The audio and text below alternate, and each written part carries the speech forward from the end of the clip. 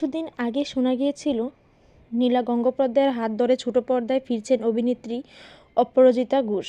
এবার জানা যাচ্ছে আসন্ন এই ধারাবাহিকে অপরাজিতার বিপরীতে নায়কের চরিত্রে দেখা যেতে পারে অভিনেতা সুদীপ মুখার্জিকে। তবে এই নিয়ে প্রযোজনা অথবা অভিনেতারা কেউ এখনও পর্যন্ত মুখ খুলেননি।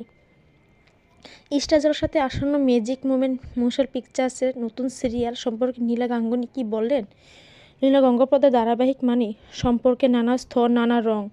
তালিকায় কুসুম দোলা, একদিন প্রতিদিন, মোহর, দেশের মাটি, শ্রীময়ী এবং আরও। এবারও যে তিনি একই পথে হাঁটবেন সে কথাও স্পষ্ট করেছেন। বলেছেন, এবারের গল্প অসীম প্রেম নিয়ে। অপরাজিতার সঙ্গে বাস্তবে সুদীপের বয়সে অনেকটাই ব্যবধান। পর্দাতে সেটাই দেখা যাবে। তাহলে কি ছোট পর্দায় বিকেলে ভোরের ফুল আসছে?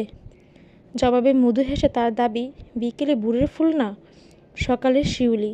তা বলতে পারবো না, তবে অন্যরকম কিছুই দেখতে চলেছেন দর্শক।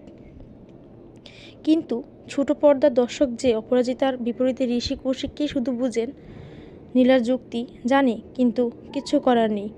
ঋষি অন্য প্রযোজনা সংস্থার হিন্দি ধারাবাহিকে অভিনয় করেছেন। ধারাবাহিকে যথেষ্ট জোরালো চরিত্র।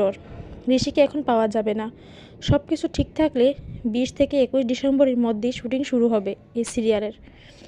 আনন্দবাজার পত্রিকায় স্টার জলসাতে আসন্ন নীলাপিসির নতুন সিরিয়ালের কিছু কাস্টিং দেখে আসা যাক। এই সিরিয়ালে কারা কারা থাকবেন এবং সিরিয়ালের কিছু কাস্টিং চরিত্রদের আপনাদের সাথে পরিচয় করে দেওয়া যাক।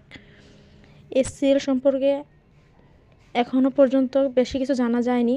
যেটুকু জানা গেছে সেটুকু আপনাদের সাথে শেয়ার করলাম। ভিডিওটি ভালো লাগলে অবশ্যই লাইক, কমেন্ট, সাবস্ক্রাইব করে পাশে থাকবেন। এরকম বিনোদন জগতের নিত্য নতুন ভিডিও পেতে অবশ্যই চ্যানেলটির পাশে থাকবেন।